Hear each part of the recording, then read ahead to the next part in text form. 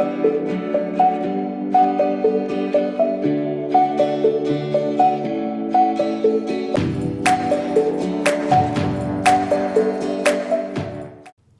I'm Annemarie with Speak Confident English, and welcome to this week's Confident English lesson.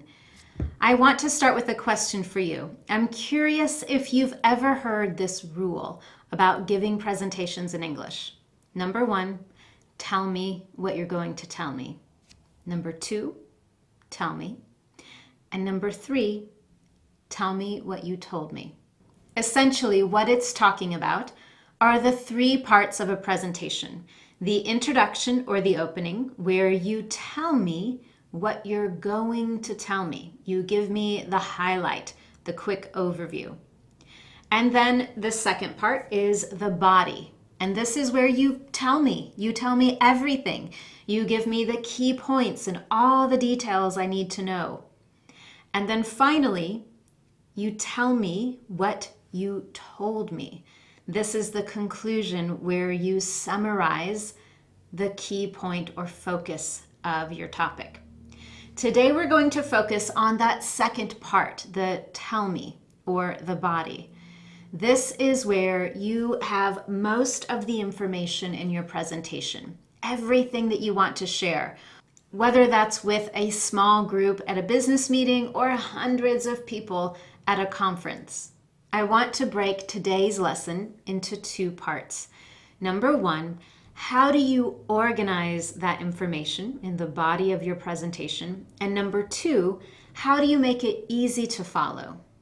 To get us started with organizing all of the information that you want to share in your presentation, I want to give you a simple formula to follow. And you'll notice that English speakers like the number 3. In the presentation, we have 3 parts: your introduction, body, and conclusion. And in the body itself, again, we love the number 3. What I mean is, typically in a presentation, if it's 10 to 20 minutes long, you might have 3 key points, 3 main ideas that you really want your audience to understand. And with each of those main points, you might have 2 or 3 supporting details. It might be a story, a statistic, or a little piece of information that supports that key point. As you start to prepare your presentation, you have so many pieces of information that you want to share. And it's important to start putting that into place in a way that is easy for your audience to understand. Using this strategy can help you do that. It will help you identify what the main points are, what is most important for you to share with your audience, and which details are important to include and to support those key points. The second thing I want you to think about when you're organizing that information is, what is the best way to present it? Is it something that should be presented chronologically? In other words, talking about each step in its proper order, first, second, third, and so on. Or if you're focusing on 2 similar ideas or subjects, it might be that you use more of a comparison and contrast formula to your presentation. You could also consider the order of importance. If you have several key points, maybe you want to persuade your audience or change their mind, you might start with the most important thing first and slowly work down to the least important. And finally, depending on the subject of your presentation, you might focus on cause and effect, or the problem and solution. Maybe you've been doing some research on a specific problem, and you start with a focus on defining what the problem was or is, and then lead your audience through the solution with the research that you've done. Now that we've looked at organizing the information, let's talk about 3 ways to make sure your presentation is easy to follow. If you've started with my presentation series, you might remember in video number 1, where we talked about how to prepare for your presentation, we imagined that your audience is starting at point A and your goal is to get them to a final destination, point B. And throughout that process of your presentation, we want them to follow where you're going. We don't want them to get lost or bored or confused. So here are 3 things that will help you avoid those problem situations. Number 1, avoid jargon. Jargon is that technical language that we use for our profession.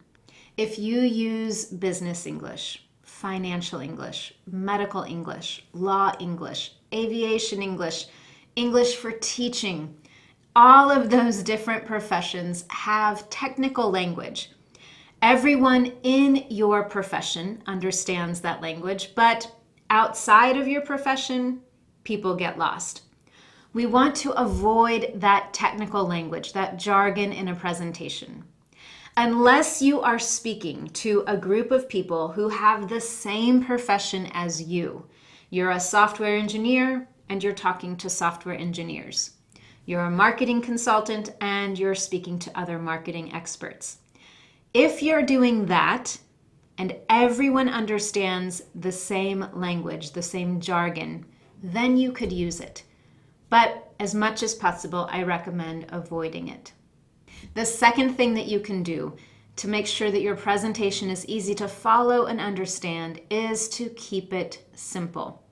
Sometimes when we communicate in a second language, we feel this pressure to use really advanced language, very academic vocabulary, really complex grammar. But when we do that, when we try to be too academic, too complex, there are 2 problems. Number 1, there is much more potential for mistakes or forgetting something that you want to say. And number 2, it's much more difficult for your audience to follow, or they just get bored. So it's always okay in a presentation to focus on keeping it simple. If you have really complex ideas and information, try to put it into small pieces of easy to understand language. The third way for you to make sure that your presentation is easy to understand and follow is to use something that we call signposting in English. Signposting is using language to tell your audience where you're going. In today's video, I've used several examples. For example, when I say that, you know that an example is coming. I'm giving you a sign, a warning of where I'm going. But at the beginning of today's lesson, I said, I want to break this into 2 parts, organizing the information and making it easy to follow. When I did that, I gave you a sign. I gave you some information so you know what to expect. You're ready and you can anticipate what I'm going to do. That's what signposting does. It helps your audience stay with you. Every time you make a move, every time you change a topic, address a new point. Doing that keeps your audience engaged and focused on you and the information that you're sharing. In English, we use signposting all the time to start a topic, to transition to a new topic, to refer to previous information. We might use it to introduce a graph, a chart, or a visual image, or to highlight an example. In the online lesson today, I've given you a lot of examples of different kinds of language we use for signposting in English. These are fantastic ways to help organize your information and make it easy to follow for your audience. And now to finish for today, I want to end with a challenge question for you. In the online lesson, you will find many examples of signposting, and I want you to add some of your own examples. Maybe you've presented before or shared information at a business meeting, or maybe you love TED Talks and you love listening to other people speak. Maybe you've noticed some really great examples of signposting.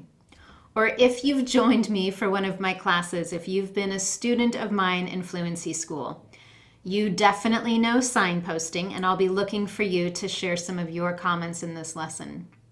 Now, just as a quick reminder, this is part 3 in my series on presentations. You can also find a lesson on how to prepare for the presentation, how to organize your introduction. Today's is on the body, and number 4 is on the closing or summary of your presentation. If you've found these helpful, be sure to give them a thumbs up on YouTube. You can share them on Facebook, or if you have a colleague or a friend who will be presenting in English soon, be sure to share these lessons with them. Thank you so much for being here, and I look forward to seeing you next week for your Confident English lesson.